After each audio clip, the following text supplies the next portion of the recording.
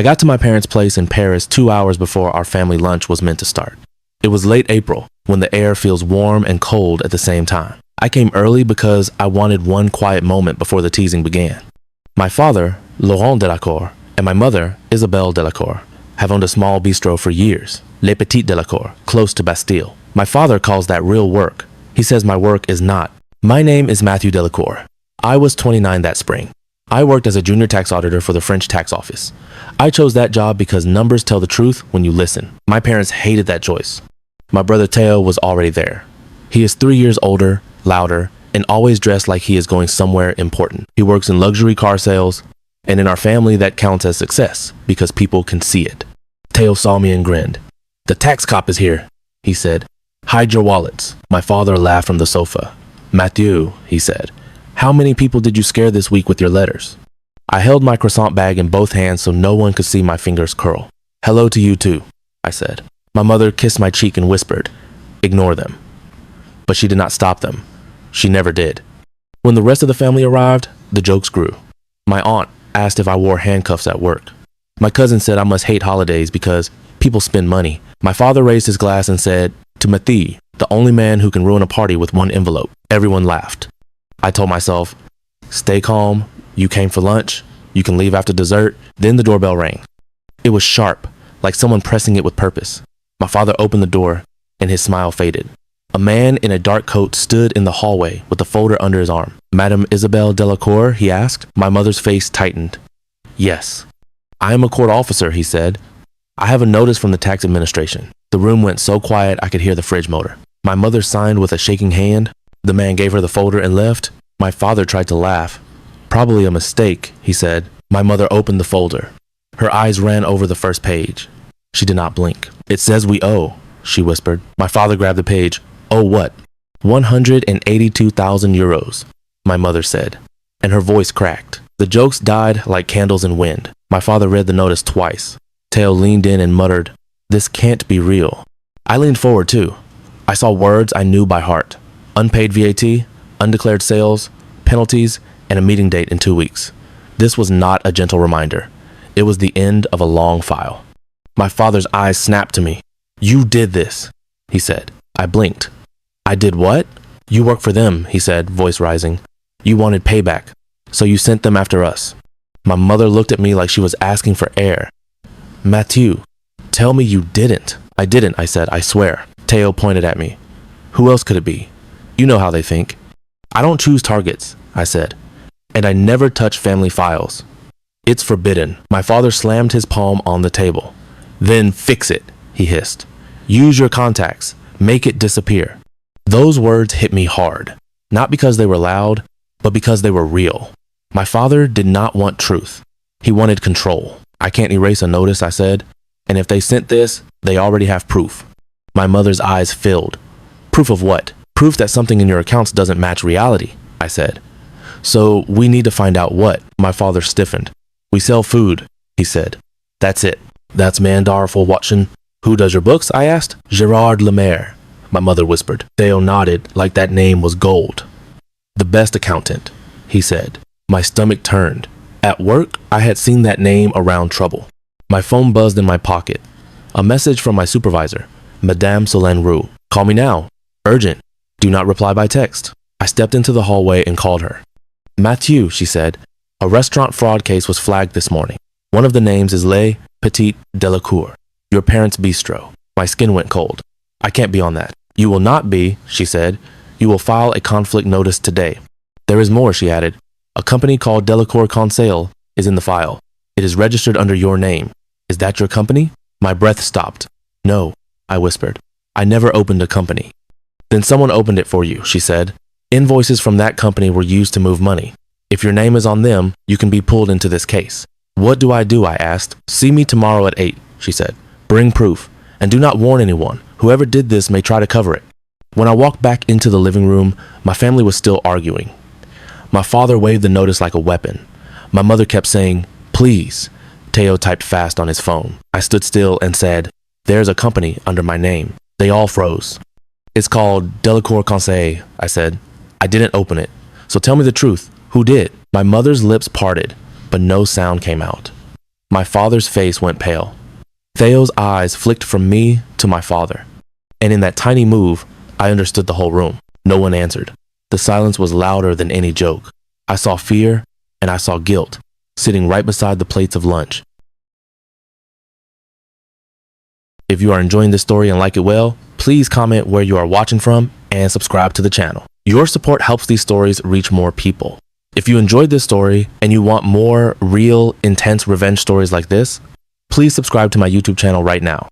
Your support helps me keep making bigger, better, and more interesting content for you. And don't watch alone. Invite a friend, share the video, and tell others to join you in supporting this channel so we can grow together. Now, I want to hear from you too.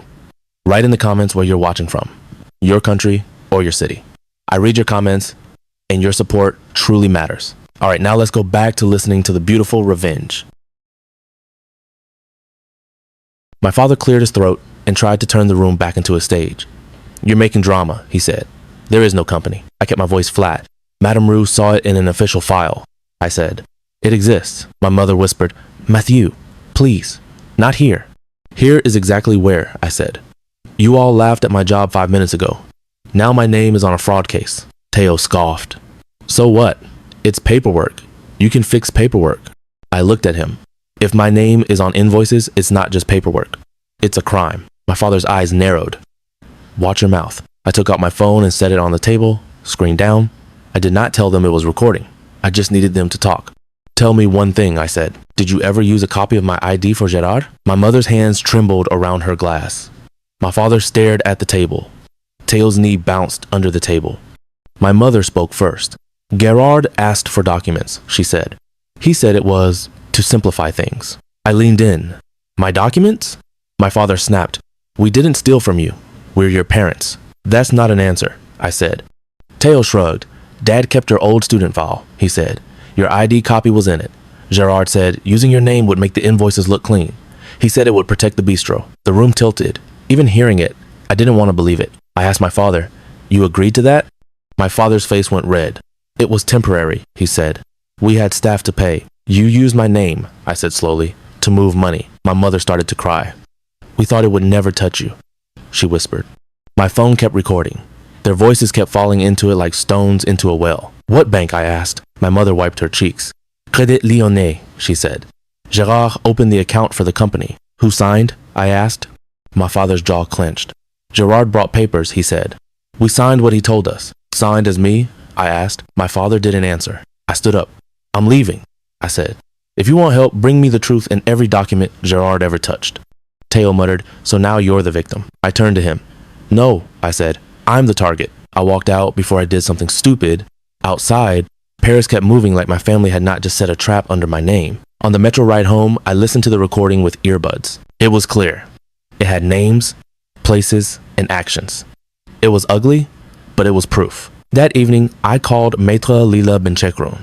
She was a lawyer I trusted because she never softened the truth. Did you get a confession? She asked. Yes, I said. Good, she replied. Tomorrow you file an identity theft report. Then we request the registration file for Delacour Conseil and the bank opening documents. Whoever signed will show up somewhere. It always does. And my parents? I asked. They chose this, she said. You can still love them, but you cannot let them sink you. I barely slept. Every time I closed my eyes, I saw my father's face when he realized my job mattered. The next morning, I met Madame Rue at 8. Her office smelled like coffee and paper. I filed the conflict notice, I told her, and I'm filing a police report today. Good, she said. Here is what the case team already found. She showed me copies of invoices from Delacour Conseil. They billed consulting services to 6 restaurants. The amounts were always just under the level that triggers extra checks. The money was paid as cash deposits, spread out over days. Who are the restaurants? I asked. Madame Rue pointed. One belongs to Axel Morel. The name hit like a cold splash. I had heard it in office whispers. Morel owned bars that changed names every year. He launders money, I said. We suspect it, Madame Rue replied. If your name is linked to his network, you must separate yourself fast. Not just for your career, for your safety. I swallowed. Can I see the company address? She slid a page across. It was an address in the 19th arrondissement above a closed phone shop. I had never been there. I took photos of the documents with her permission from my lawyer, then left and went straight to the police station. I filed a report for identity theft and fraud. The officer asked if I had suspects. I said yes. He asked for names. I gave him Laurent Delacour, Isabelle Delacour, Theo Delacour, and Gerard Lemaire. Saying my family's names out loud in that place felt like swallowing glass. When I walked out, my phone rang. It was my mother. "Mathieu," she said, voice shaking, "your father is angry. He says you're going to ruin us." I stopped on the sidewalk. "He ruined us," I said. "He just didn't think the bill would arrive." She whispered, "Gerard says he can fix it. He says he can talk to someone." "Of course he does," I said. "Tell him not to call me." I hung up and went home. Lila met me at my apartment that afternoon with a laptop and a calm face. "We pulled the registry file," she said. "Delacour Conseil was created online 9 months ago. The email used is not yours, but the bank account opening is the key." She turned the screen toward me. A scanned signature sat on the form. It was my name, but the strokes were heavy and pressed, like my father. Next to it was another signature, smaller and neat. Gerard Lemaire. Lila tapped the screen. "We can request the bank CCTV for the day the account was opened," she said. "Banks keep records. We also request the IP log from the registry. Someone always leaves a trail." My hands shook, so they really did it. "Yes," she said. "Now we decide what you want." "Although rappers." I stared at the screen. I wanted to scream. But time doesn't move backward. "I want to protect myself," I said, "and I want them to stop." Lila nodded. "Then we push," she said. "Clean and fast." Over the next 3 days, we built a file. Lila got the registry logs. The IP address traced to a cafe's public Wi-Fi near my parents' bistro. We requested security footage from the bank, and the image was clear enough to break my last hope. My father stood at the counter with Gerard. Theo stood behind them, smiling, holding his phone. They opened my fake company like they were ordering drinks. Lila printed still shots and timestamps. Then she called a contact at the financial crimes unit and set a meeting. Before that meeting, Lila made me do 3 things. First, I changed every password I had, even the boring ones. Second, I moved my savings to a new bank and froze my credit, because people who steal a name often steal more than once. Third, I wrote a short statement for Madame Roux so the office would know I was cooperating and not hiding. That evening, my father called from a blocked number. I didn't answer. He left a voicemail anyway. His voice was rough and fast. He said I was ungrateful. He said I was betraying blood. Then he said one line that turned my stomach. "Gerard says Axel is angry," my father warned. "So if something happens, it's on you." It was the first time my father sounded afraid of someone outside our family. I saved the message and sent it to Lila. I didn't tell my family. I didn't warn them. I remembered Madame Roux's words, "Whoever did this may try to cover it."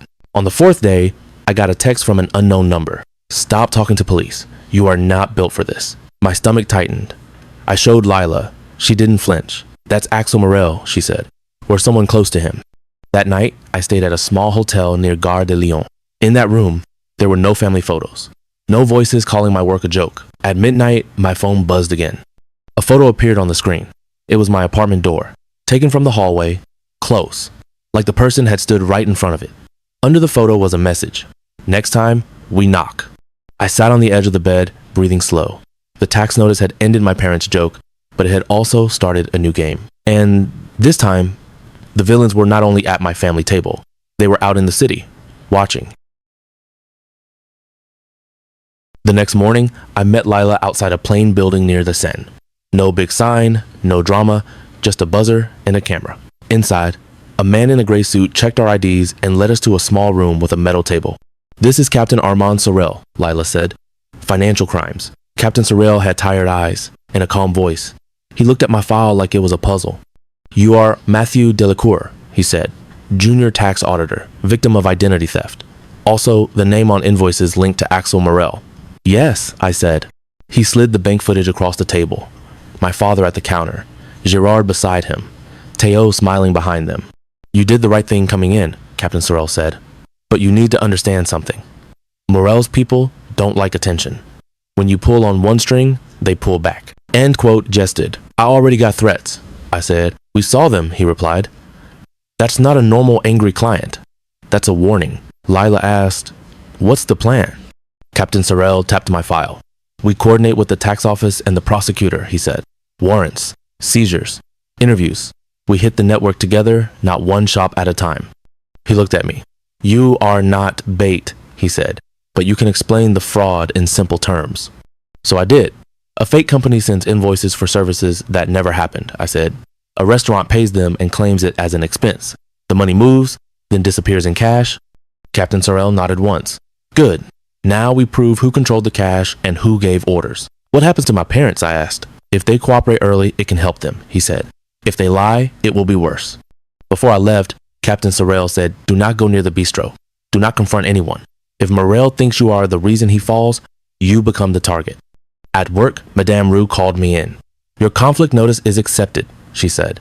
You are officially removed from the case. Thank you, I said. She studied my face. You look like you haven't slept. I haven't, I admitted. She slid a number across her desk. Call if you feel unsafe, she said, and keep saving proof. That afternoon, I saw a fresh scratch on my doorframe, like someone had tested the lock. I didn't go inside. I called Captain Sorrell. 2 officers checked the hallway and took photos. One officer said, they wanted you to notice. That night, I stayed with my colleague, Inez Garreau.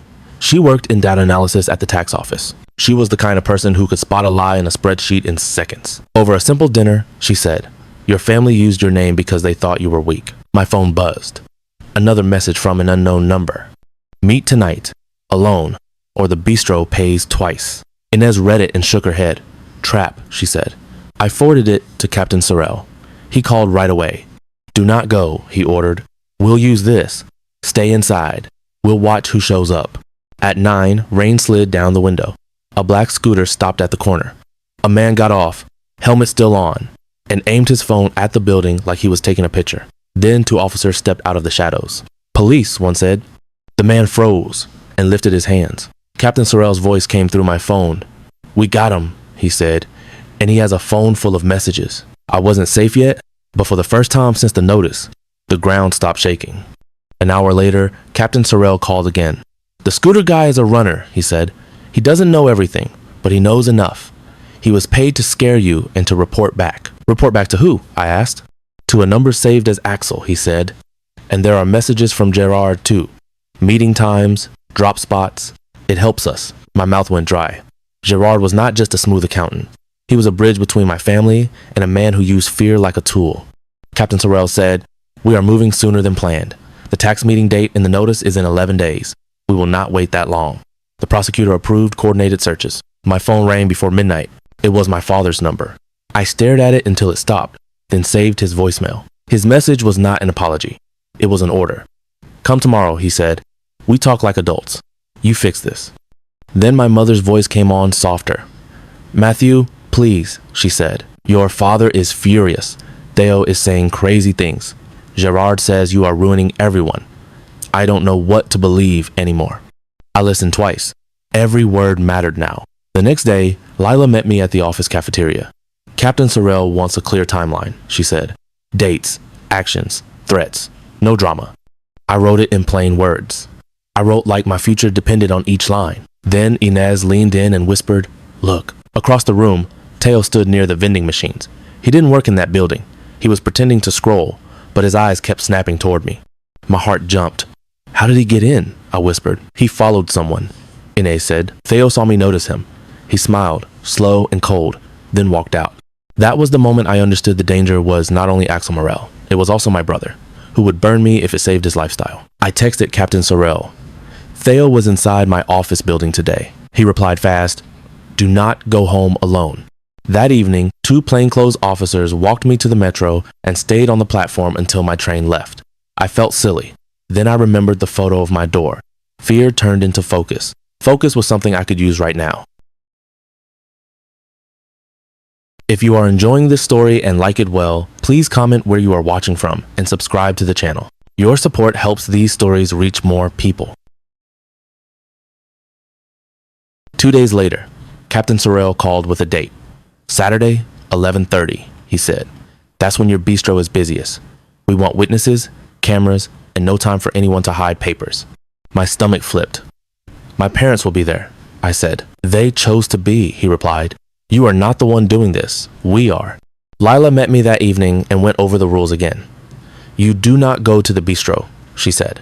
You do not call your parents. You do not warn Theo. You do nothing that can be twisted into obstruction. So I just wait? I asked. You prepare, she said, and you keep your hands clean. Inez helped me prepare in the only way she knew. We built a simple map of the invoices and payments. 6 restaurants, 1 fake company, dozens of deposits. The pattern was clear. Cash in, cash out, cash in again. It wasn't art, it was greed. On Friday night, my mother texted me 10 times. The first message was anger. The 5th was fear. The 10th was a single sentence.